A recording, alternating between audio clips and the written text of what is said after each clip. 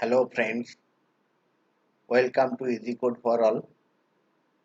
Today we will be discussing how to generate Java Bean classes or Pojo classes from JSON or XML. So here there is a two utility to generate Java Bean classes. One is from JSON, another is from XML. Okay, let's go one by one. Let's go how to generate Pojo or Bean classes from JSON. Just you need to click on this link, then it will launch the screen. Here you need to provide your JSON. Okay, you just need to provide your JSON for which you want to generate the Java Bean classes. Then just go to next. Here in your JSON, if there is no root element, you can mention it what will be your root element, and then you just click into the next. It will convert this JSON to XML. Okay. So that JSON got converted to XML, and this XML will be used to generate the Java Bean classes. And here, if I go to the next screen, what it will do, it will parse this XML and extract all the bean information, and it will display it to you. Let's go to there. So from the XML, it derived all the Java Bean classes, and they are variables, instance variables, and they are data type. Okay. Um, so by default, based on that XML structure, it will generate the Java class name and Java variable name and their data type. So what you can do, if you want to change the Java variable name, you can change it.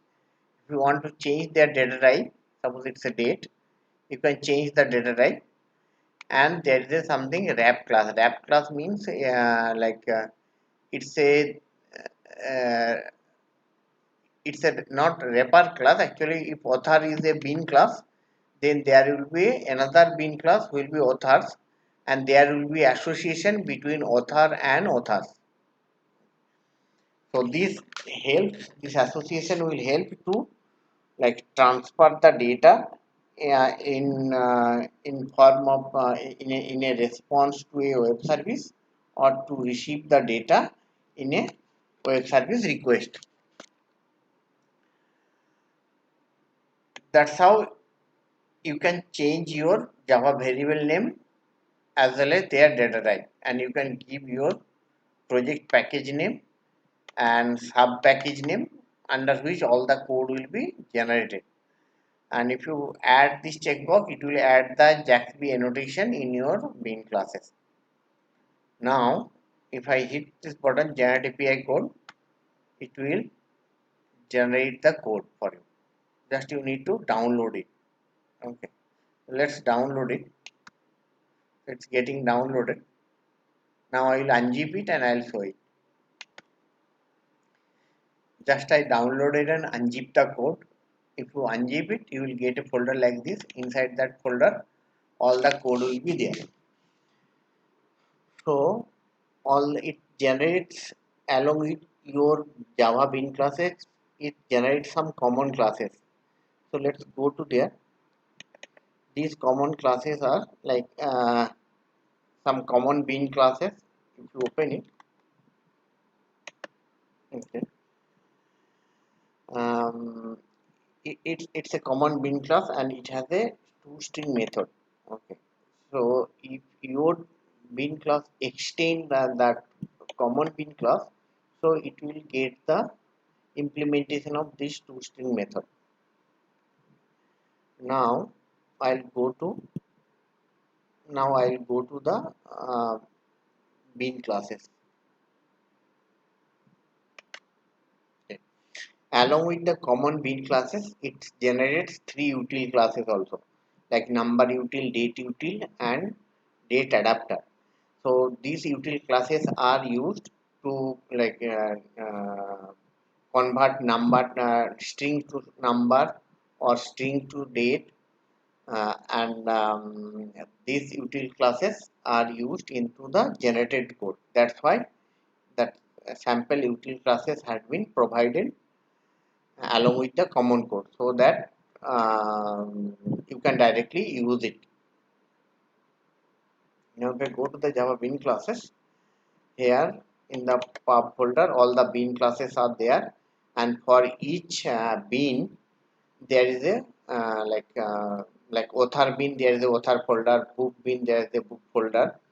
That way if I go to author, it will have a one bean folder and service folder. In the bean folder, that author bean is there, okay. So if you see, author bean is there, okay, and uh, author bean is there, and along with the author bean there is other classes also. So let's go there and see. So if you look into it, that if you look into it, if you look that there, it has generated author bean. Along with that, it has generated author request and author response. These two beans it generates is that like so that we can use it into the web service. The generated code we can use the web service development. Normally, in the web service development, what we do, request comes in the JSON format, then that request data is received in an object, Java object, then we copy the value from that Java object to the another entity object or another bean object, and then we pass that bean object to the service layer or DAO layer to do other operation. Then once all the operations are done, then we copy the value from the entity bean object or actual bean object to the request bean object and send back the response to the client. So only the difference is that in the author bean it has a, it may not, all the data type may not be string actually. Like DOB is a date type, but in this author request or author response bean, all the data type will be string only. So if I go to the author request or author response, I can see it has all the, this is a request.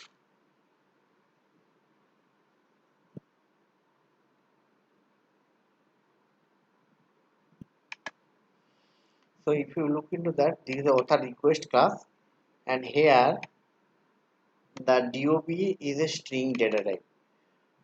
So it is the similar to bean class, but here all the data type will be string, and these class will be used to receive the data or receive the values from the request, from the from a web service request to this object.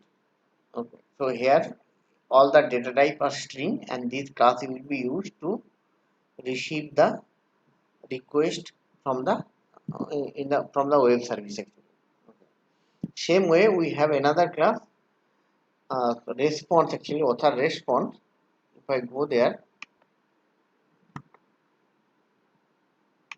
if I go there, same way we will be seeing it. It's the string actually. Okay, and this object will be, this class will be used to send the response to the client actually. That's why we have three bean for each type actually. Like for author, we have author request and author response. In the author bean, we will have the appropriate data type like uh, number, date, string. But in the request or the response bean, we will have all the variable, but we will have the data, their data type will be string, and mainly these two beans like request and response bean will be used to receive the data from the request and send the data to the as a response.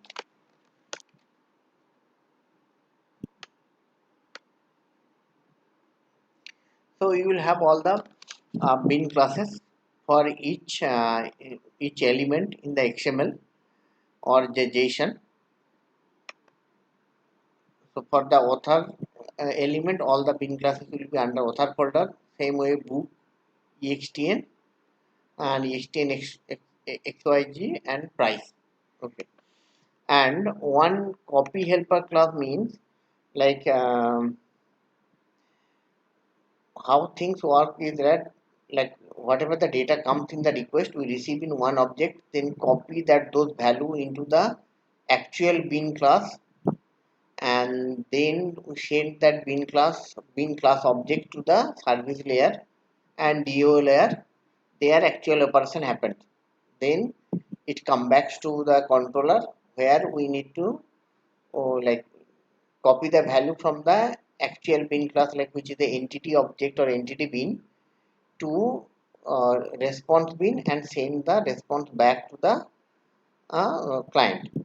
So for that actually it generates the code Java helper class to copy the value from one request to response and sorry not request to bin class, actual bin class, and then actual bin to response. Like it has two methods: copy value from the request bin to the entity bin entity object, and another method is just do the reverse.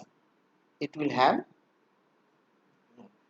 like to copy the value from entity to response object. Okay. So these codes also generated so that you can use your generated bin code in the web service development. So that's why it generates the extra util classes, and so that it can be used into the web service, any web service development. These bin classes can be used in web service development. In each and every folder there will be one more or service classes also, service folder. In that service folder you will have one helper class. Mainly this helper class also is used to copy the value from one object to another object, but here difference is that it will be used like to copy value one single object to another object. It will not copy the value all the associated uh, objects actually. Okay, so this helper class can be is also used to copy values from one object to another object. So these methods will be used, okay, by the this method will be used by the outer helper class, like which is the main helper class, to copy the values from request to entity object and then entity object to response object. This method will be used by the another helper class. Let me go to that actually. So those method will be used by this helper class to copy all the bin and their associated objects value to the entity object, and then from entity object to the response object. That's how this can be used in a in web service development also, REST service development. Um, so it gives you the bin code along with some extra util code as well as helper code to make your web service development easy. And there are tools to generate web service code, end-to-end web service code, like uh, controller, bean classes, service classes, DO classes, and I will cover these topics in another video. But this tool can be used to generate your entire web service development code. If you want to develop a REST web service, and to do that, all the code that you need it can be generated using this tool.